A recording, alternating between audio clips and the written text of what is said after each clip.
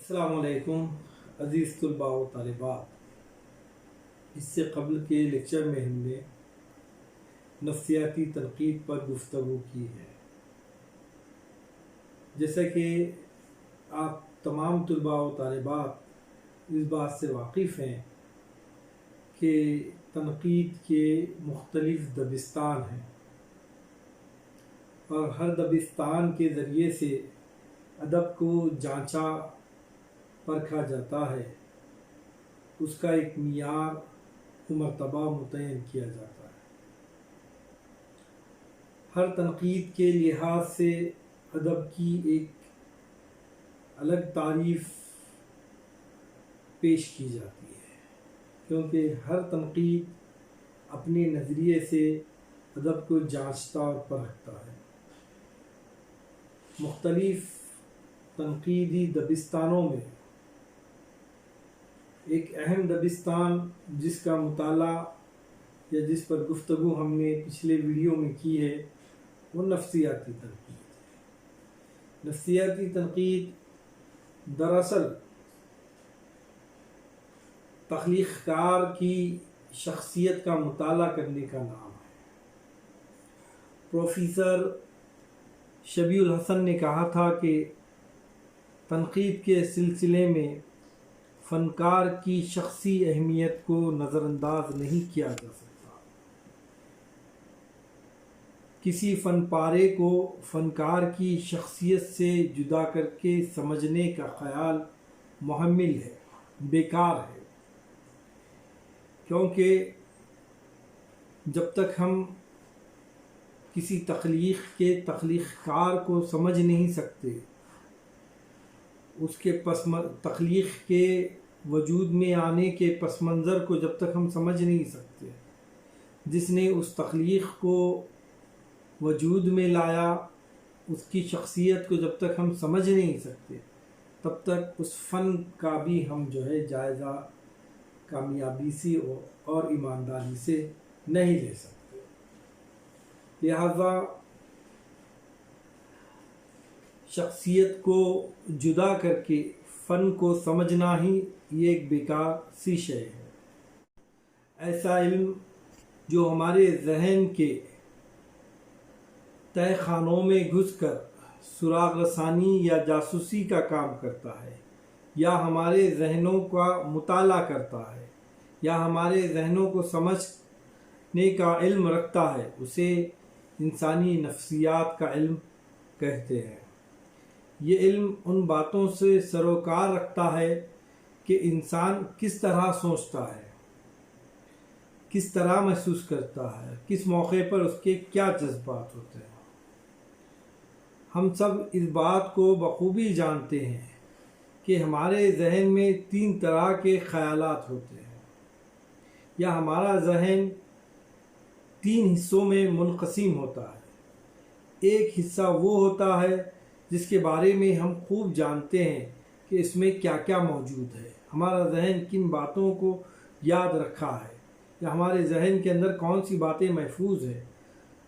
یہ ایک حصہ ہے جسے ہم شعور کہتے ہیں۔ دوسرے حصے میں ایک اندھیرا سا ہوتا ہے جس کے بارے میں خود ہمیں خبر نہیں ہوتی ہے کہ یہاں وہ ساری چیزیں جمع رہتی ہیں جنہیں ہم ناپسند کرتے ہیں، جسے ہم لاشعور کا نام دیتے ہیں۔ لاشعور کے علاوہ اور ایک ذہن کا حصہ ہے جسے ہم تحت الشعور کہتے ہیں۔ لاشعور کے علاوہ یہاں وہ چیزیں ہوتی ہیں جنہیں ہم پوری طرح بھولے بھی نہیں جاتے ہیں اور پوری طرح وہ ہمیں یاد بھی نہیں رہتے ہیں۔ ذہن کو ان 3 حصوں میں، یعنی شعور، لاشعور اور تحت الشعور، ان 3 حصوں میں تقسیم کرنے والا فرائڈ ہے۔ علم نفسیات اور نفسیاتی تنقید کا باقاعدہ اور باضابطہ رواج فرائڈ کے وقت سے ہوتا ہے، یعنی فرائڈ کے زمانے میں علم نفسیات کا رواج ہوا۔ فرائڈ کے دور سے علم نفسیات لوگوں میں متعارف ہوا اور ذہن کے ان 3 حصوں کو ایک نام دے کر اس کی اسٹڈی کی گئی، اس کا مطالعہ کیا گیا۔ قبل کے سطور میں یہ بیان آ چکا ہے کہ ادب کو ادیب کی زندگی کے حوالے سے جو پرکھنے کا رجحان ہے یہ بہت پرانا ہے، یہ کوئی جدید رجحان نہیں ہے کہ ادیب کی زندگی کو پرکھا جائے، یہ قدیم نظریہ ہے، لیکن اس کے واضح اور صاف اثر ہمیں آئی اے ریچرڈس کے یہاں دکھائی دیتے ہیں۔ ریچرڈ کے خیال میں ادب کا مقصد قاری کے ذہن میں متوازن نفسیاتی کیفیات پیدا کرنا ہے۔ قاری جب ادب کا مطالعہ کرتا ہے تو اس کی نفسیاتی کیفیت جو ہے وہ متوازن ہونا بقول ریچرڈ کے بہت ضروری ہے۔ ریچرڈ نے ادب میں نفسیات کی اہمیت کو تسلیم کیا ہے، مانا ہے وہ، لیکن اسے وہ اعتدال اور توازن کے ساتھ پیش کرنا چاہتا ہے۔ ریچرڈ کے اس تنقیدی طرز کے اہم پیروکار میں ہربرٹ کا نام بھی لیا جاتا ہے، لیکن اور ایک نقاد ہیں جن کا نام سلیم اختر ہے۔ سلیم اختر کی رائے ہے کہ دیگر نفسیاتی نقادوں کے مقابلے میں کولرج اس شخص میں، اس نقاد میں زیادہ گہرائی نظر آتی ہے، کیونکہ اس کے اندر دیگر فلسفے کار کا رچا ہوا شعور موجود تھا اور وہ جرمن فلاسفروں سے زیادہ خاص طور پر متاثر تھا۔ فلسفے نے اس کے تحلیلی ذہن کو مزید جلا بخشی، یعنی فلسفے کی وجہ سے اس کا ذہن اور بھی ایکٹیو ہوا، اور بھی قابل ہوا، اس کو مزید جلا ملی۔ اس طرح جدید نفسیات سے بہت پہلے، کہیں پہلے، اس نے آج کی نفسیاتی ادبی مباحث کی داغ بھی ڈال دی۔ ہم پہلے یہ جان چکے ہیں کہ نفسیاتی تنقید کی باضابطہ ابتدا فرائڈ کے نظریے نفسیات کی اشاعت کے بعد ہوئی۔ چنانچہ ورجینا وولف کی ادبی تنقید میں فرائڈ کے مخصوص نظریے کی نمائندگی نظر آتی ہے۔ فرائڈ دراصل انسانی نفسیات کا ایک ماہر ڈاکٹر تھا، وہ انسانی نفسیات سے واقف تھا، انسانی نفسیات کا مطالعہ اس کے پاس بہت زیادہ گہرا تھا، لہذا اس نے کہا کہ انسان کے ذہن کو 3 حصوں میں تقسیم کر دیجئے، ایک شعور، ایک لاشعور اور ایک تحت شعور۔ اس کے بھی 2 شاگرد ہیں فرائڈ کے، ایک تھا ایگلر اور دوسرا یونگ۔ ان دونوں نے بھی نفسیات کے اس میدان میں بہت زیادہ شہرت حاصل کی ہے۔ ان دونوں نے اپنے استاد کے نظریے کو وسعت دی، نہ صرف وسعت دی بلکہ اس کی مزید وضاحت بھی کی۔ ساتھ ہی ساتھ کہیں کہیں انہوں نے فرائڈ کے نظریے سے اختلاف بھی کیا ہے، یعنی فرائڈ کے نظریے پر آنکھیں بند کر کر اس کی پیروی نہیں کی، اس کو منوان قبول نہیں کیا، بلکہ جہاں انہیں یہ محسوس ہوا کہ فرائڈ کے نظریے میں اختلاف ہے تو انہوں نے اس کا اختلاف بھی کیا اور اپنے الگ نظریے کی اشاعت کی۔ فرائڈ کے نظریے سے ہٹ کر اپنے نظریے کی انہوں نے اس کی ایک الگ نظریہ قائم کر کر پیش کیا۔ ان ماہرین نفسیات کے خیالات انشاءاللہ آئندہ اوراق میں پیش کیے جائیں گے۔ فرائڈ، ایگلر اور یونگ کے خیالات کی پیروی دیگر جو نقاد ہیں، انہوں بہت سارے نفسیاتی نقاد انہوں نے بھی کی ہے۔ میکسن نورڈن یہ بھی ایک نفسیات کے حوالے سے بہت اہم نقاد ہیں۔ انہوں نے یہ ثابت کرنے کی کوشش کی ہے کہ اصولی طور سے ہر تخلیق کار، بنیادی طور پر ہر تخلیق کار ذہنی لحاظ سے اب نارمل یا اعصابی خلل کا مریض ہوتا ہے۔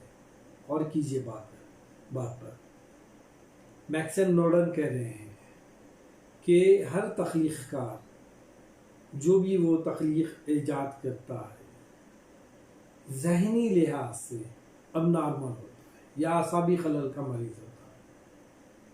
اس نقاد نے یہ بھی اضافہ کیا ہے کہ ایک فنکار کا اعصابی خلل عام انسانوں کے اعصابی خلل سے مختلف ہوتا ہے۔ عام آدمی کا اعصابی خلل اور ایک فنکار کا اعصابی خلل، دونوں ایک دوسرے سے جدا ہوتے ہیں، الگ ہوتے ہیں، مختلف ہوتے ہیں۔ فنکار اسے اپنے فن کے ذریعے ادب کے ایسے سانچے میں ڈھالتا ہے کہ یہ عام لوگوں کے لیے قابل قبول بن جاتا ہے۔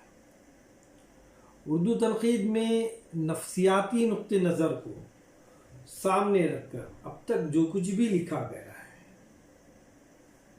وہ بہت مختصر اور محدود ہے۔ اردو تنقید کی ان تحریروں کو ہم 3 حصوں میں تقسیم کر سکتے ہیں۔ پہلا حصہ ہے تنقید میں وہ نفسیاتی خیالات جو بالکل غیر شعوری طور پر اردو کے بعض قدیم ناقدوں کے یہاں آ گئے ہیں۔ نفسیاتی خیالات غیر شعوری طور پر، یعنی انہوں نے نفسیات کے اصولوں کو سامنے رکھ کر کوئی بھی تنقیدی رائے پیش نہیں کی ہے، لیکن غیر شعوری طور پر تمام نفسیاتی مسائل اور نظریات، اصول جو ہے ہمیں ان کی تحریروں میں نظر آتی ہیں غیر شعوری طور پر۔ ایسا کوئی اصولوں کی بنیاد پر انہوں نے اردو ادب کا نفسیاتی جو ہے اصولوں کی بنیاد پر مطالعہ نہیں کیا، پر غیر شعوری طور پر آ گیا ہے، جن میں خاص طور پہ قابل ذکر ہیں محمد حسین آزاد، محمد حسین آزاد، حالی اور شبلی۔ ان کی بعض تحریروں میں ہمیں نفسیات کے خفیف اثرات محسوس ہوتے ہیں، نفسیات کے خفیف باتیں ظاہر ہوتی ہوئی نظر آتی ہیں۔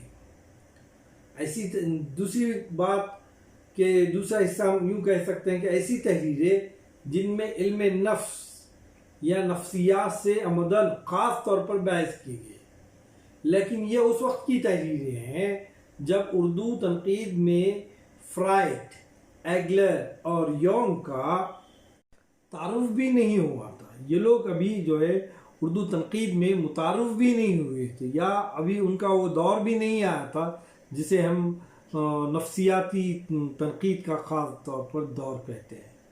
ایسے اردو تنقید نگاروں میں جو ایگلر، فرائڈ سے قبل کے ہیں، ان میں قابل ذکر وحید الدین سلیم اور مرزا محمد ہادی رسوا کے نام اہمیت کے حامل ہیں۔ گو کہ ان دونوں کی اس موضوع پر کوئی باضابطہ تنقیدی کتاب نہیں ملتی۔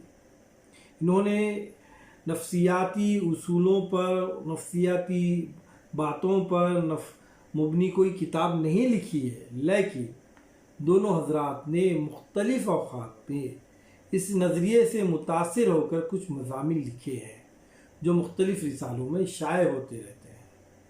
نفسیاتی اصولوں پر انہوں نے بحث کی ہے، اور وہ باتیں جو انہوں نے مختلف مضامین کے تحت لکھی ہیں مختلف رسالوں میں شائع ہوئے ہیں۔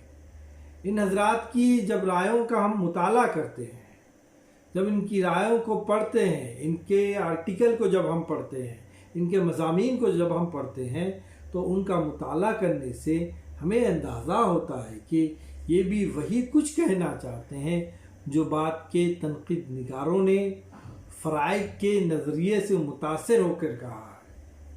ان میں سے بعض کا نظریہ ایگلر اور یونگ کی رائوں سے بھی جا ملتا ہے، لیکن اتنا یقینی طور پر کہا جا سکتا ہے کہ اس وقت اردو تنقید میں اس طرح کے خیالات بالکل نئے اور اجنبی تھے۔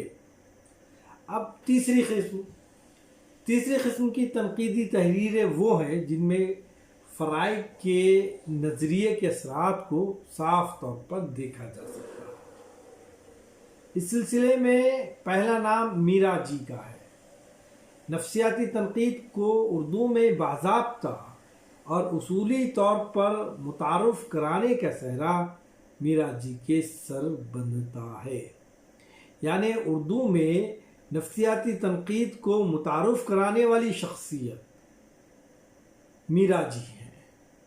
میرا جی کے بعد نفسیاتی تنقید نگاروں میں جن ناموں کو اہمیت حاصل ہے ان میں قابل ذکر حسن عسکری، رفیع الزماں، وجیہ الدین احمد، آفتاب احمد، شیر محمد اختر، ریاض احمد، فراق گورکھپوری، ڈاکٹر سید عبداللہ، وزیر آقا، محمد حسن، غلام حسین اظہر، شبیہ الحسن، قمر رئیس وغیرہ ہیں، جنہوں نے اردو میں اصولی طور پر نفسیاتی تنقید کو باضابطہ متعارف کرایا ہے۔